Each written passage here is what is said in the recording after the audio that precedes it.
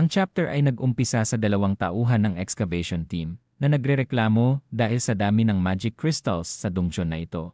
Nagtataka din sila dahil kahit minamanage daw ng isang guild ang dungeon na ito ay napakarami pa din daw magic crystals dito. Inaakala din nila na malamang may ibang pamamaraan daw ang guild upang kumita sa dungeon na ito.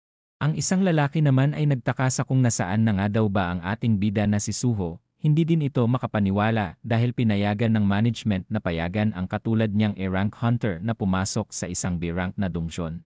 Ang isang lalaki naman ay sinabing pagbigyan na lang daw nila ito dahil maganda din naman daw makakita ng isang kabataan na nagtatrabaho ng masipag katulad ni Suho. Mula sa background sinabi ng isang lalaki na malamang ang lalaking ito daw ang naglagay sa ating bida sa may malapit sa entrance ng dungyon. Ang lalaking ito naman ay inamin na siya daw ang may kagagawa nito. Kaya naman ang isang lalaki ay nagreklamo dahil lagi daw siya nitong nilalagay sa frontlines. Mula sa background pinag-usapan ng dalawa na tulungan ang ating bida matapos nilang magmina sa frontlines. Ang eksena ay nalipat sa ating bida na si Suho. Si Beru ay naramdaman ang kakaibang enerhiya na bumabalot sa demon. Ang ating bida naman ay nararamdaman din daw ito dahil ang kanyang sense ay lumakas na din daw kahit papano. Naramdaman ng ating bida na kasing lakas daw nito si Randolph na isang A-rank hunter na nakasalamuhan nila noong nasa pyramid pa sila. Ang ating bida ay iniisip na sumama siya dito dahil sa kanyang kuryosidad. Iniisip niya din na malamang nalaman na daw ng Hunters Association ang tungkol sa ginagawang Stardust ng Grim Reapers Guild. Ang ating bida ay iniisip din na mas mahihirapan siya sa kanyang misyon na alamin ang tungkol sa mga itarim, kung sakaling makikisabay daw ang Hunters Association sa panghihinala nila kay Lee Min-sung. Iniisip din ni Suho kung nasaan na nga daw ba ang apostol ng itarim. Iniisip din naman ni Murmu na ang lalaking nasa kanyang harap ay target daw ang kanilang apostol. Habang pinupuliputan ang paa ng ating bida, sinabi naman ng demon na makikita na daw nito maya-maya ang apostol. Sinabi din ni Murmu na ipupunta niya daw ito sa koma na kalagayan bago niya ito dalhin sa kanyang bossing. Dahil nagawa na daw siyang mapuluputan ni Murmu gamit ang kanyang napakalakas na puwersa, wala na daw magagawa ang ating bida. Si Suho naman ay kalmado lang at nagdududa sa sinabi ng demon tungkol sa kanyang malakas na puwersa. Ang eksena ay nalipat sa walang pantaas na ating bida. Si Amot ay hindi makapaniwala dahil matapos ang ikalimang araw, nagawa na ng ating bida na magawa ang kanyang training nang siya lang mag-isa. Napansin din ni Amot na mas lumakas na daw ang pangangatawan ni Suho. Habang tumatawa ang ating bida, bigla naman itong bumagsak dahil sa matinding pagod. Ang ating bida ay masaya dahil magandang desisyon daw ang kanyang ginawa na ilagay ang lahat ng kanyang stat points na nakukuha sa daily mission sa kanyang strength. Ang ating bida ay nagkaroon din ng bagong skill na strength increase na may kakayahan na madagdagan ang kanyang lakas ng 20%. Matapos sabihin ni Amot na si Suho pa lang daw ang pinakamalakas na taong nakita niya. Nalipat naman ang eksena kung saan nandito ang demon na si Murmo at ito ay nagkalasog-lasog na. Nagulat din ang demon dahil sa nagawa ng ating bida laban sa kanya. Gamit ang kanyang strength na 120, si Suho naman ay mabilis na tinatapos ang mga halimaw na kasamahan ng demon. Matapos makalapit ni Suho sa kalaban ng sobrang bilis, tinanong niya naman ito kung nasaan na nga daw ba ang apostol ng itarim. Habang pasugod si Murmu sinabi naman nito na hinding-hindi niya sasabihin ang impormasyon sa ating bida.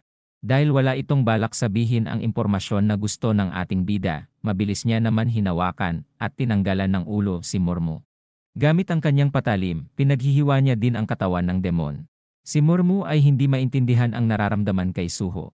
Ang ating bida ay sinabi na kung hindi magsasalita si Murmu, may alam naman daw siyang paraan para malaman ang kanyang gusto malaman. Matapos tawagin ng ating bida si Beru, ibinato naman ni Suho ang ulo ng demon. Si Murmu naman ay iniisip na hindi niya na daw makikita ang apostol habang gumagawa ito ng painting. Habang handa na siyang kainin ni Beru, nagpasalamat naman siya sa apostol dahil nagawa daw nilang mapabagsak ang traidor ng demon world na Ladir household. Dahil sa bagay na yon handa na daw siyang kaharapin ang kanyang kamatayan. Ilang sandali pa, ang dugo ng demon ay dumalak na sa paligid. Habang si Esil naman ay may naramdaman at pakiramdam niya din daw na gumaan ang kanyang pangangatawan. Si Beru naman ay nagustuhan ang kanyang kinain na pugitang demon. Si Suho naman ay agad tinanong kung may nalaman daw ba ito sa apostol ng itarim. Pinaliwanag naman ni Beru na ang tingin daw ng demon sa itarim ay isang nagliliwanag na may buhay daw ang apostol. Kaya naman hindi daw malaman ni Beru ang pagkakakilanlan ng nilalang na ito.